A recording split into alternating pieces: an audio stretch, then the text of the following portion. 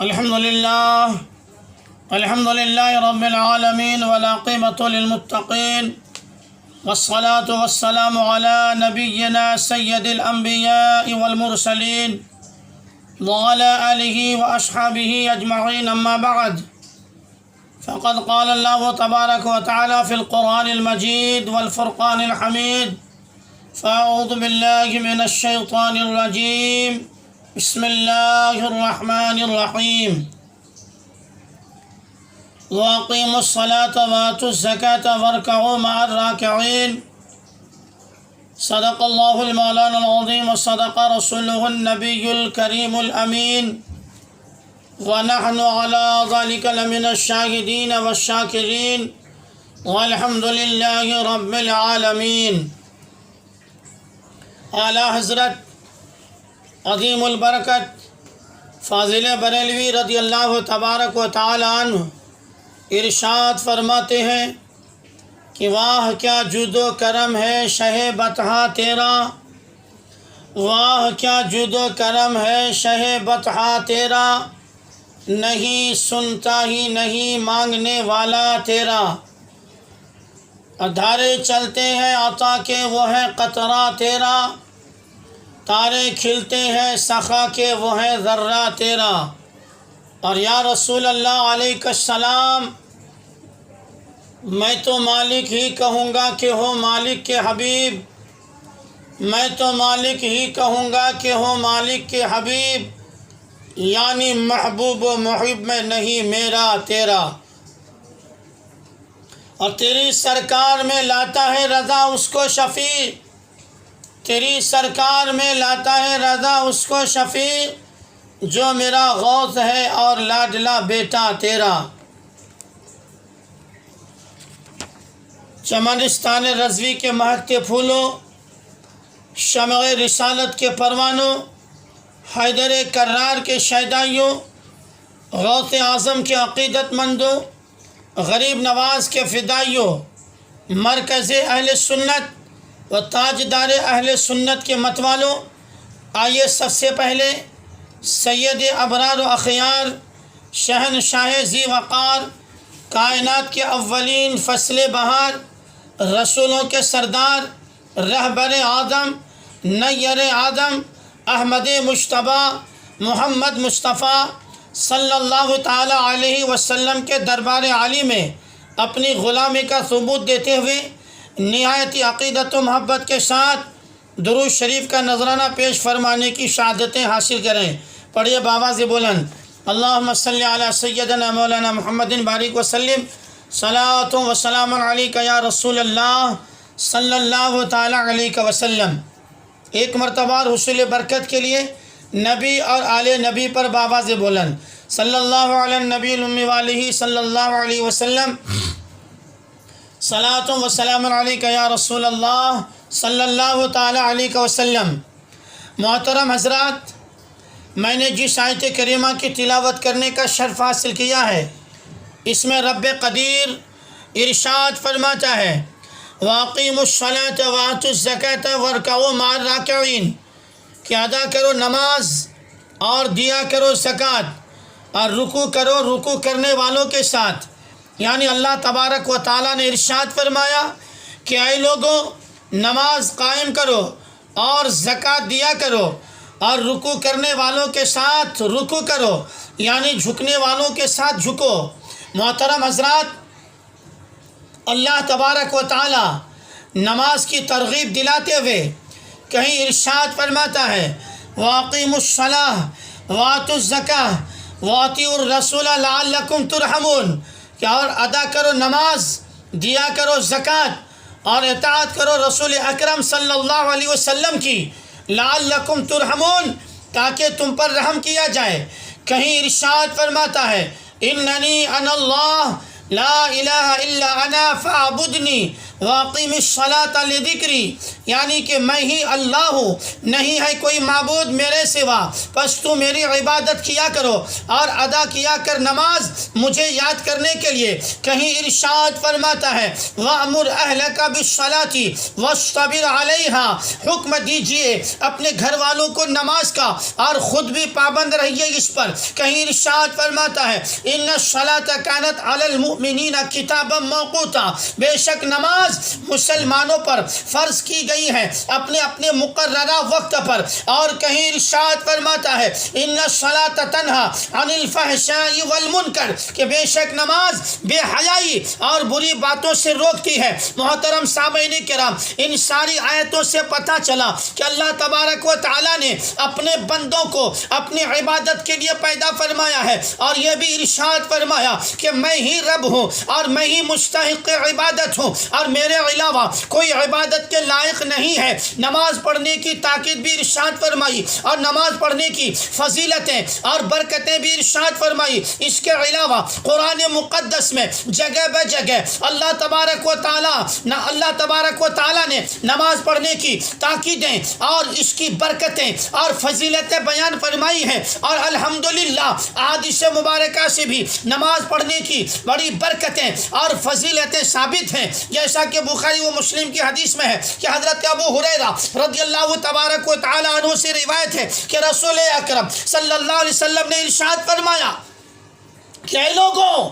اگر تم میں سے کسی کے دروازے پر نہر ہو اور اس میں 5 مرتبہ روزانہ غسل کرو، هل يبقى من درنه شيء، تو کیا اس کے بدن پر کوئی چیز باقی رہے گی، یعنی میل وغیرہ؟ تو لوگوں نے عرض کیا یا رسول اللہ صلی اللہ علیہ وسلم نہیں اس کے بدن پر کوئی چیز باقی نہ رہے گی۔ تو میرے پیارے آقا مدینے والے مصطفیٰ صلی اللہ علیہ وسلم نے ارشاد فرمایا کہ 5 نمازوں کی مثال اسی طرح ہے۔ اللہ تبارک و تعالی ان نمازوں کی برکت سے گناہوں کو مٹا دیتا ہے اور درجات کو بلند فرما دیتا ہے۔ اور دوسری جگہ حضرت عبادہ بن صامت رضی اللہ تبارک و تعالی عنہ سے روایت ہے کہ رسول اکرم صلی اللہ علیہ وسلم نے ارشاد فرمایا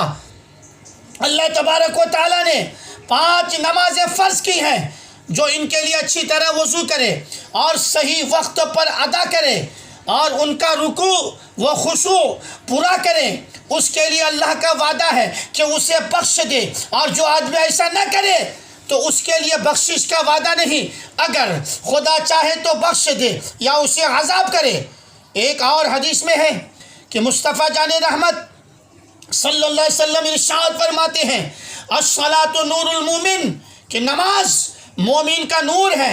ایک اور حدیث میں ہے پیارے آقا صلی اللہ علیہ وسلم ارشاد فرماتے ہیں کہ الصلاۃ معراج المومنین، نماز مومنین کی معراج ہے۔ کہیں پر پیارے آقا مدینے والے مصطفیٰ صلی اللہ علیہ وسلم ارشاد فرماتے ہیں الصلاۃ عماد الدین فمن ترکها فقد هدم الدین، یعنی نماز دین کا ستون ہے، نماز دین کا کھمبا ہے، جس نے نماز چھوڑ دی اس نے دین گرا دیا۔ رسول اکرم صلی اللہ علیہ وسلم نے ارشاد فرمایا اسلام میں کوئی بھی حصہ نہیں اس شخص کا جو نماز نہ پڑھتا ہو، یعنی کہ دین بغیر نماز کے نہیں۔ نماز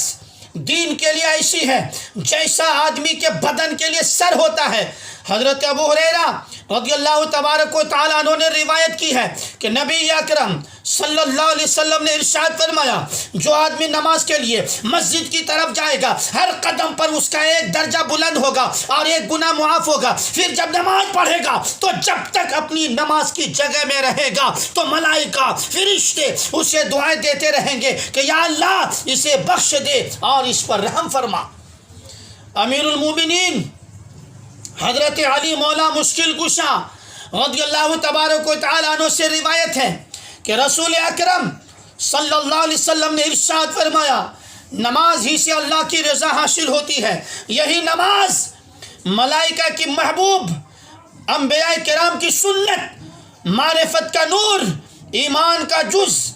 دعاؤں کی قبولیت کا ذریعہ اور رزق میں برکت کا سبب، نمازی کے دل کا نور، منکر نکیر کے جواب دینے کا وسیلہ اور قبر میں مونس و غم گسار، میدان قیامت میں سر کا سایہ اور سر کا تاج یہی نماز، دوزخ کے درمیان پردہ، میزان کو بوجھل کرنے والی، پل صراط سے پار کرنے والی اور جنت کی کنجی ہوگی۔ درود شریف پڑھ لیجیے، اللہم صلی علی سیدنا مولانا محمد بارک وسلم، صلاۃ و سلام علیک یا سیدی یا رسول اللہ صلی اللہ علیہ وسلم۔ حضرت ابو ذر غفاری رضی اللہ تبارک و تعالیٰ عنہ سے بھی روایت ہے کہ ایک مرتبہ نبی اکرم صلی اللہ علیہ وسلم سردی کے موسم میں، سردی کے زمانے میں باہر تشریف لائے اور پتے درختوں سے گر رہے تھے۔ آپ صلی اللہ علیہ وسلم نے ایک درخت کی شاخ پکڑی، اس کے پتے اور بھی گرنے لگے، پتے جھڑنے لگے، تو رسول اکرم صلی اللہ علیہ وسلم نے ارشاد فرمایا، اے ابو ذر غفاری، مسلمان بندہ جب اخلاص کے ساتھ اللہ تبارک و تعالیٰ کے لیے نمازیں پڑھتا ہے تو اس سے گناہ ایسے ہی گرتے ہیں جیسے یہ پتے درخت سے گر رہے ہیں، جیسے یہ پتے درخت سے جھڑ رہے ہیں۔ محترم حضرات، ان حدیث مبارکہ سے پتہ چلا کہ نماز پڑھنے کی بے شمار برکتیں ہیں، نماز پڑھنے کی بے شمار فضیلتیں ہیں، نماز پڑھنے سے بے شمار رحمتیں ہیں۔ اس لیے تو اللہ کے رسول صلی اللہ علیہ وسلم نے ارشاد فرمایا، قرۃ عینی فی الصلاۃ، نماز میری آنکھوں کی ٹھنڈک ہے۔ اللہ کے رسول مقبول صلی اللہ علیہ وسلم کے فرمان اقدس پر قربان جائیے، سبحان اللہ، کہ آپ نے فرمایا کہ نماز میری آنکھوں کی ٹھنڈک ہے۔ حالانکہ اسلام کے اور ارکان ہے، جس طرح نماز اسلام کا ایک رکن ہے، اسی طرح اسلام کے اور ارکان ہیں، جیسا کہ روزہ، زکوٰۃ، حج وغیرہ۔ لیکن رسول اکرم صلی اللہ علیہ وسلم نے نماز ہی کو اپنی آنکھوں کی ٹھنڈک فرمایا، آنکھوں کی ٹھنڈک قرار دیا۔ وہ اس لیے کہ نماز میری امت کے ہر فرد، یعنی غریب و امیر، فقیر و مفلس، مالدار و دولت مند، بادشاہ و وزیر، ہر ایک پر فرض عین ہے، اور دن رات میں 5 مرتبہ اس کا ادا کرنا ضروری ہے۔ روزہ سال میں صرف ایک بار، وہ بھی 30 دن یا 29 دن، حج عمرہ میں ایک بار، وہ بھی سب کے لیے نہیں بلکہ صاحب استطاعت پر، اور اسی طرح زکوٰۃ سال میں ایک بار، وہ بھی صاحب نصاب پر، اور نماز سب پر، وہ بھی روزانہ 5 مرتبہ۔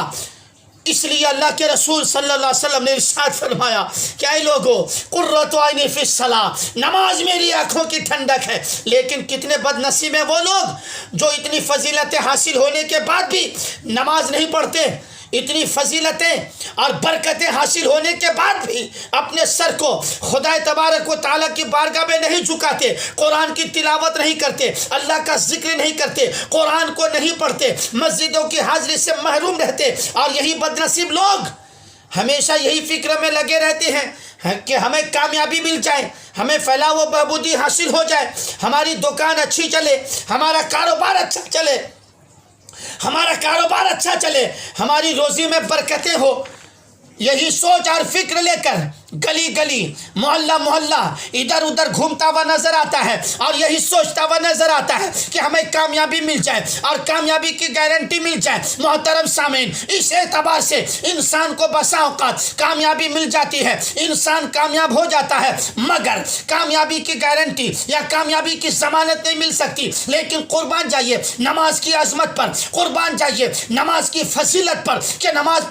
پڑھانے سے پہلے مسجدوں سے آوازیں بلند ہوتی ہے، وہ آواز جو آج سے کم و بیش 1400 سال پہلے بلند ہوئی تھی، یعنی حی علی الصلاۃ، حی علی الفلاح، آؤ نماز کی طرف، آؤ کامیابی کی طرف۔ یعنی اگر کامیابی کی ضمانت چاہتے ہو تو آؤ نماز کی طرف، اگر کامیابی کی گارنٹی چاہتے ہو آؤ مسجد کی طرف، آؤ اللہ کے گھر کی طرف۔ یہی وہ مقدس اللہ کا گھر ہے، وہ گھر، یہی وہ مقدس اللہ کا گھر ہے جہاں سے کامیابی کی ضمانت اور گارنٹی مل سکتی ہے۔ یہی وہ اللہ کا مقدس اور پاک پوتر گھر ہے جہاں پہ اونچ نیچ کا معاملہ ہی ختم ہو جاتا ہے، امیری اور غریبی کا فرق مٹ جاتا ہے، کالے اور گورے کا تصور بھی ختم ہو جاتا ہے، مالداری اور فقیری کا تصور بھی ختم ہو جاتا ہے۔ خان، پٹھان، شیخ، انصاری، مرزا، بیگ وغیرہ، یعنی ان تمام القابات کو ایک طرف رکھ کر ایک ہی صف میں لا کر کھڑا کر دیا جاتا ہے۔ اسی لیے تو علامہ ڈاکٹر اقبال نے کیا خوب ارشاد فرمایا ہے، ایک ہی صف میں کھڑے ہو گئے محمود و ایاز، ایک ہی نمازی سب پہ کھڑے ہو گئے، محمود و آیات، نہ کوئی بندہ رہا نہ کوئی بندہ نواز۔ مطلب یہ ہے کہ اللہ کے مقدس گھر میں سب برابر ہیں۔ ہاں اللہ تبارک و تعالیٰ کے نزدیک اگر کوئی بڑا ہے تو وہ بڑا ہے جو سب سے زیادہ متقی اور پرہیزگار ہے، جو سب سے زیادہ عبادت گزار ہے، جو سب سے زیادہ قرآن پاک کی تلاوت کرنے والا ہے، جو سب سے زیادہ اللہ کا ذکر کرنے والا ہے، جو سب سے زیادہ قرآن پاک کو پڑھنے والا ہے۔ جیسا کہ رب قدیر خود ارشاد فرماتا ہے، ان اکرمکم عند اللہ اتقاکم، کہ بے شک اللہ کے نزدیک تم میں سے سب سے زیادہ وہ عزت والا ہے، وہ عزت والا وہ شخص ہے جو سب سے زیادہ متقی اور پرہیزگار ہے، جو سب سے زیادہ اپنے رب سے ڈرنے والا ہے۔ محترم سامعین، یہ نماز پڑھنے کی برکتیں اور فضیلتیں تھی اور یہ فوائد تھے جو ابھی آپ نے سنا۔ اب آئیے نماز نہ پڑھنے کی کیا کیا سزائیں ہیں اور نماز نہ پڑھنے سے کیا کیا نقصانات ہیں، اسے بھی ملاحظہ فرمائیں۔ تو سنیے، بے نمازی سے اللہ تبارک و تعالیٰ ناراض ہوتا ہے، جو جان بوجھ کر ایک وقت کی نمازوں کو چھوڑ دیتا ہے تو اس کا نام جہنم کے دروازے پر لکھ دیا جاتا ہے۔ نماز میں سستی کرنے والے کو قبر اس طرح دبائے گی کہ اس کی پسلیاں ٹوٹ پھوٹ کر ایک دوسرے میں پیوست ہو جائیں گی، ایک دوسرے میں مل جائیں گی، اور اس کی قبر میں آگ بھڑکا دی جائے گی اور اس پر ایک خوفناک گنجا سانپ مسلط کر دیا جائے گا۔ نیز قیامت کے دن اس کا حساب سختی سے لیا جائے گا۔ اور جان بوجھ کر نماز قضا کرنے والوں کے بارے میں قرآن پاک میں ارشاد ہوتا ہے، اللہ تبارک و تعالیٰ ارشاد فرماتا ہے، فوائل للمصلین الذین هم عن صلاتهم ساہون، تو ان نمازیوں کے لیے خرابی ہے جو اپنی نماز سے بھولے بیٹھے ہیں۔ جہنم ایک ویل نامی خوفناک وادی ہے جس کی سختی سے خود جہنم بھی پناہ مانگتا ہے۔ جان بوجھ کر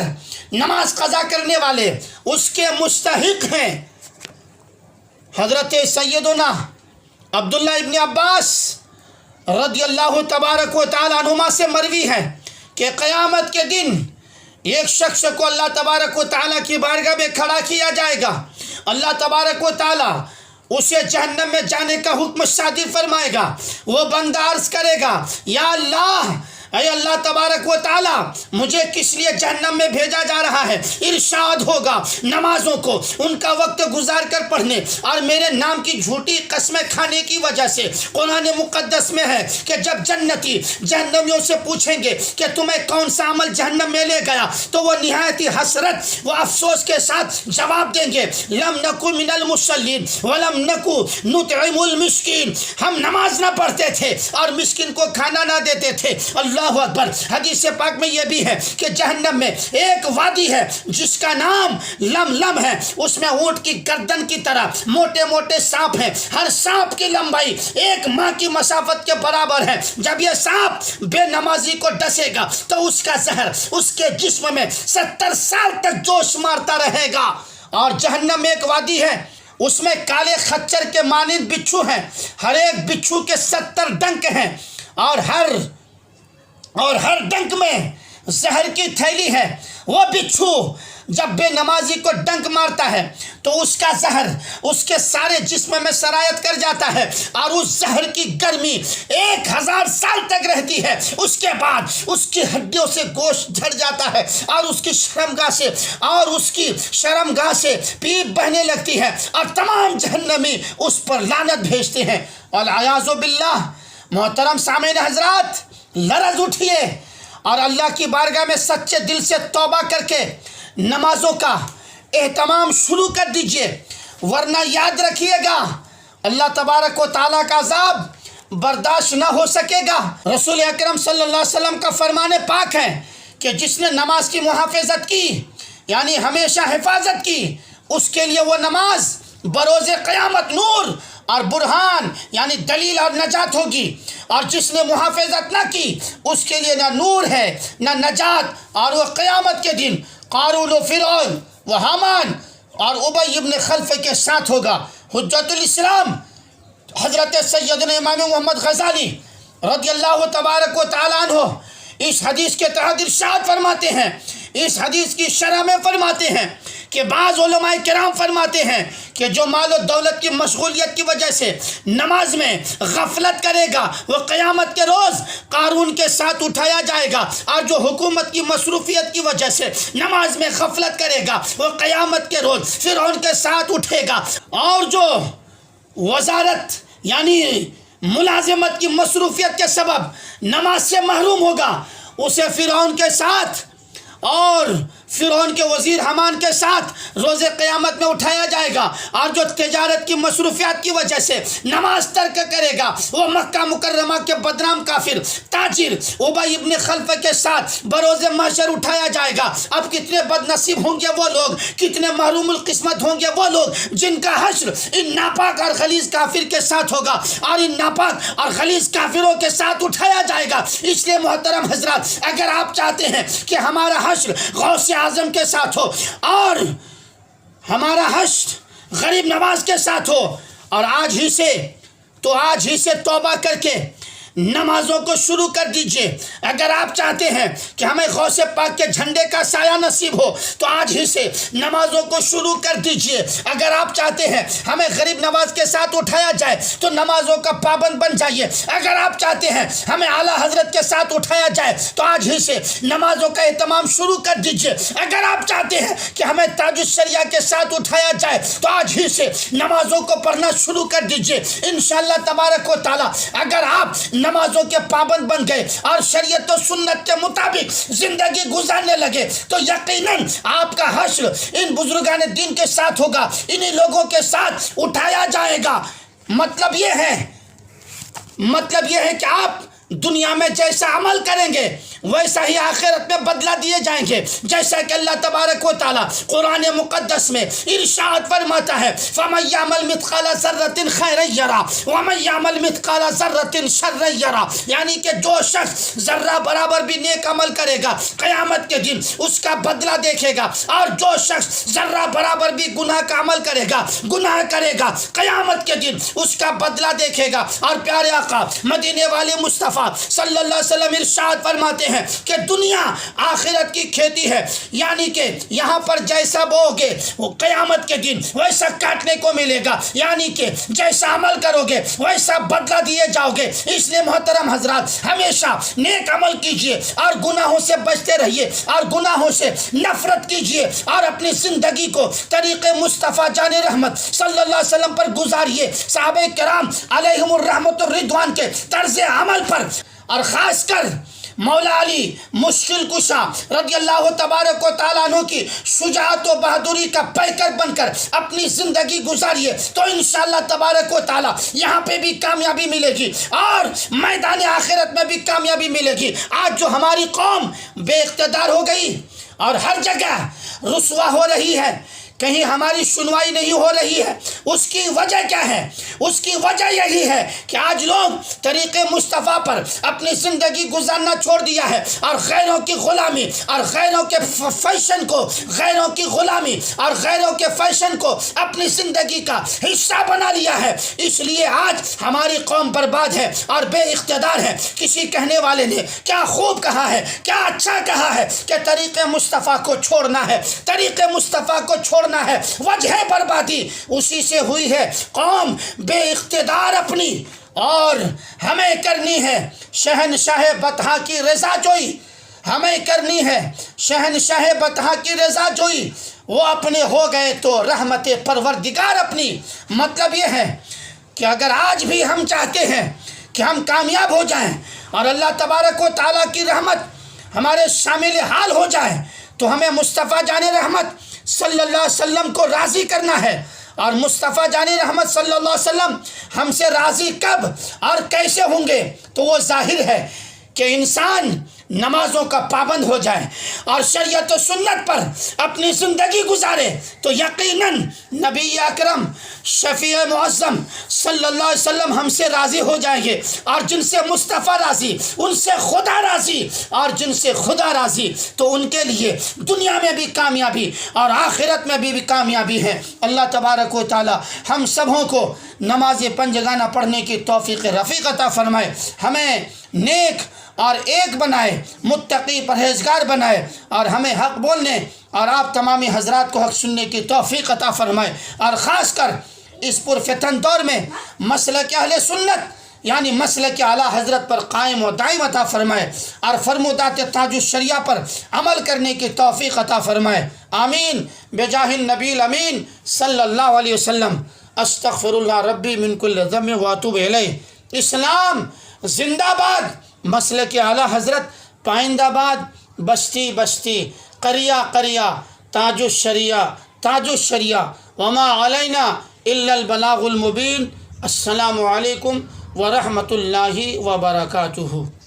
ہمارے چینل محمد ارشد عالم نوری کو سبسکرائب کریں اور گھنٹی کے بٹن کو دبائیں تاکہ ہمارے ہر ویڈیو کی نوٹیفیکیشن آپ تک پہنچ سکے، اور لائک اور شیئر بھی کریں۔